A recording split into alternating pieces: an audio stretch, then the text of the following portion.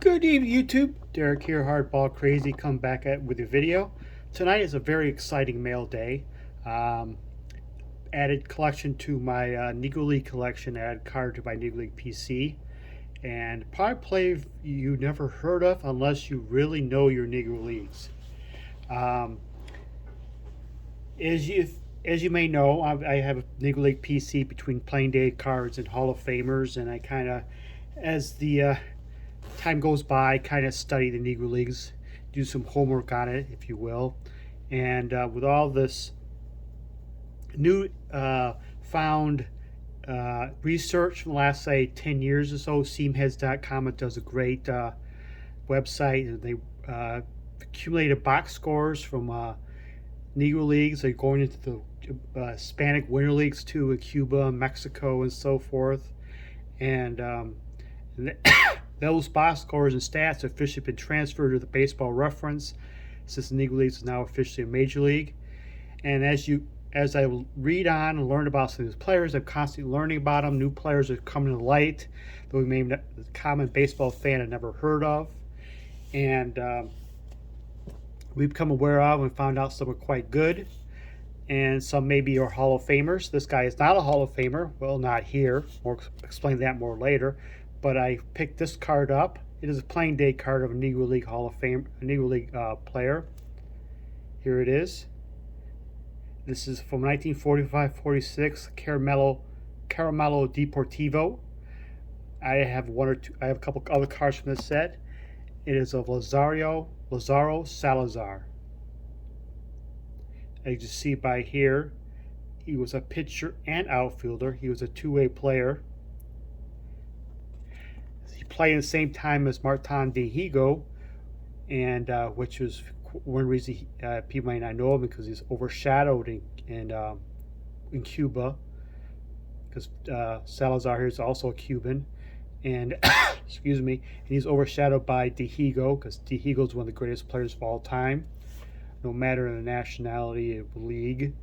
And Dihigo was a power hitter, and Salazar here is more of a contact hitter. A little more about Lazaro Salazar. Like I say, he's an outfield pitcher. I played in the actual American Negro Leagues in the mid-30s for the New York Cuban Giants, but that only very briefly, like 3 or 4 years, and he pretty much played his rest of his career in Hispanic countries. That's why one reason why he's never not well known here in the U.S. Overall, I took notes down here because it's quite a career and not a lot of knowledge off by the top of my head, so I have to write notes this time. He won 4 batting titles over across 3 different countries in his career, and according to the Saber Bio Project bio page, he is credited with more than 150 wins as a pitcher. And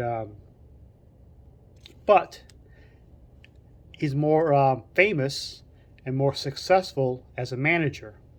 As a manager, he has won 14 league titles over 4 countries. And his playing days, he went from about 24 to 52. From the mid-40s or so to end of his career, he was a manager in Cuba, Mexico, Venezuela. and unfortunately, in 1957, he fell during a game in a dugout before a game. He collapsed and passed away the next day because of a cerebral hemorrhage. And all of this was while he was in Mexico, and all of Mexico, his numbers have been retired. Like I said, he's probably not going to be in the in the Baseball Hall of Fame in Cooperstown, because he's not well known and didn't play a lot in the U.S. But he is in the Cuban Baseball Hall of Fame. He's in the Mexican Baseball Hall of Fame, and he's in the Venezuelan Baseball Hall of Fame. So this guy is a complete legend in Hispanic baseball. If there was a World Baseball Hall of Fame, where they have the best players and the best contributors contributed to all of world baseball, take the best Hispanic, U.S., Japanese baseball, He might be a very good candidate to be in the World Baseball Hall of Fame if that existed, but doesn't. But he's in 3 Baseball Hall of Fames across uh, Latin America. Lazaro Salazar, a true legend. This is a 45-46 Caramello Deportivo. They produced cards in the mid 40s, the Cuban Winter Leagues. I also have a Louis Tiant Sr. from this set, and a guy named Bonnie Sorrell, who was a middle infielder who played for the Monarchs in the mid 40s. And he played most of his career in Mexico too. But this is I constantly look for cards in this set and a couple other Winter League sets from this era to expand my Negro League Playing Days collection, because I have most of the major leaguers who play in the Negro Leagues.